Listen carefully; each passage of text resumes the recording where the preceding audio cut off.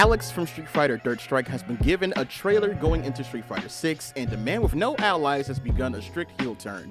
And as some of you may know, in the world of professional wrestling, there are many, and I mean many archetypes. You have the babyface, the face of the company, and essentially the hero of the story. And then you have the heels, which is the antagonist and the crowd that either loves or hates depending on said wrestler. Then the occasional jobbers and joke characters, of course.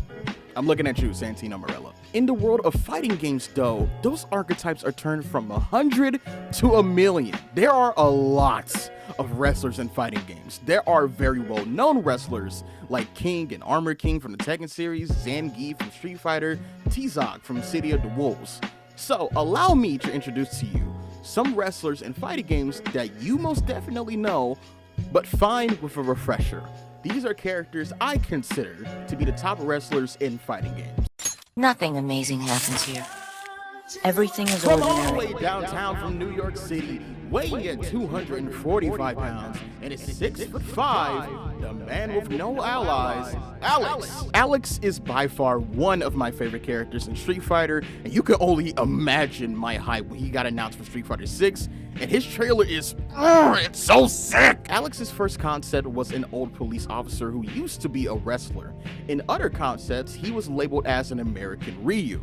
I wish I was being sarcastic when I say that. When tasked with designing Alex, illustrator Akimen, the red body paint came from inspiration from Devilman, Akira Fudo, and even in an interview, he called Alex Devilman, which is That boy clean, man. Nah, for real. Come on, he's already cool. Alex is an all-around fighter, and his wrestling style, despite his size, is very agile. Alex has a powerbomb that can turn your spine into a pretzel, a leaping spiral DDT, and an air stampede that lands feet first, and his anti-air is a standing Ric Flair chop. And his finisher is a hyper powerbomb, where he waist locks you and backwards German suplexes you and then power bombs you. Ref, please get the bell. He's defeated many people, like notably Dan Hibiki, which is not surprising in the slightest, beaten Gil, fought Zangief and Armika, and mistakenly fought Dalsim and lost to Ryu. Shocking. But you love him or hate him, Alex is a pretty damn cool character. This should be helpful. From Mexico, weighing never mind. Standing at 5'6", Angel. Angel was introduced into the King of Fighters series and was in the team known as Nest, along with K-Dash, Maxima, Candy, and Diamond. Angel is basically a heel, according to her info, besides her personality of being a showboat, showing herself off in the crowd, and belittling her opponents during the tournament. She is a genuine heel diva, and I love her for that. She's all good and well for a fair fight, but she doesn't like her opponents. She's even on good terms with Ramon and King of Dinosaurs, and even considers being a team in later time with them. Angel's body has been enhanced due to being with Nest, that includes super strength, reflexes, stamina, dexterity, and speed. Her fighting style is wrestling and Muay Thai, but it's called, perfectory? I can't make that one up. Her style of wrestling is based on Dwayne "The Rock" Johnson, and I'm not making that up.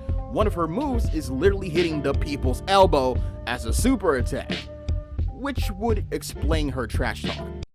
Standing at 6'7", weighing at 308 pounds, the mayor of Metro City, Mike Hagar. Hagar is a character from Slam Masters and transitioned to Final Fight as one of the main characters next to Cody and Guy. Hagar was modeled by the late great Macho Man Randy Savage in Slam Masters, in which his main stage name was Mike Macho, and even has a winning animation of him lifting his daughter like the late Miss Elizabeth. Hagar is a babyface and always has been. He switched his career from professional wrestling to politics, defending Metro City from the Bad Gear Gang, and protects his daughter. He even made the delinquent Cody a successor in becoming the next mayor of Metro City. Hagar uses a culmination of moves, and he hits like a truck.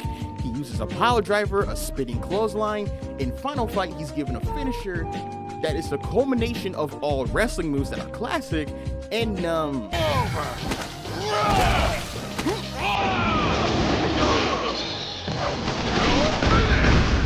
all the way from the United States, standing at 5'8" and weighing at 123 pounds, the superstar of A Thousand Dreams, Tina Armstrong. Tina Armstrong, daughter of Bass Armstrong, appeared in the original Dead or Alive back in 1996. Bass would put a young Tina through rigorous training with her mother, unfortunately died of an unknown illness, and to distract Tina, he would put her in his footsteps. By the time she was in high school, she was an expert wrestler.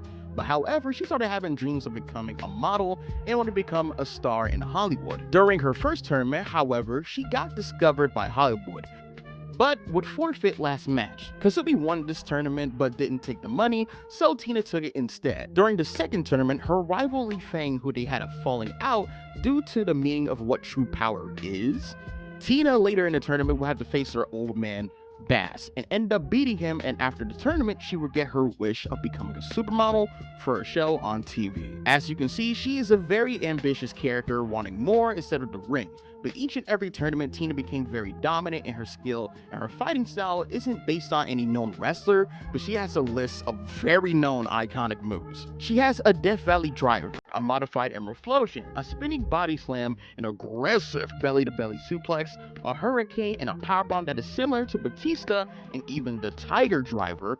She has a combination of moves that fits her style, and she fights like a heavyweight, but is uncannily fast on her feet, changing after grab and after grab. Tina's a babyface, obviously. She wants to be a star, the face of Hollywood, and she has the talent and skill to back it up. La Diva is a character that I couldn't find very much lore going into her research, but she has an amazing fan base. She is 32 years old and 6'8", often known as the Herald of Love. She is mostly known as a big sis / mother figure to the characters in Grand Blue. She has an amazing skill set, and despite her size, she moves like a small character. She has a devastating pressure game. She can throw you into corners, has an anti-air grab, has a rushdown move that she can be invincible from projectile fire, and brute force her way into your range, so when she gets close, you better be scared. And her finishing moves is her throwing you into the ropes and then spears you, and the ref counting to 3, but your character is sadly not kicking out from that. La Diva is awesome and I love her. And that is my list for my favorite wrestlers in fighting game. Let me know who's your favorite wrestler and your favorite fighting game character that is a wrestler. Thank you for watching, and yeah, I'll catch y'all later.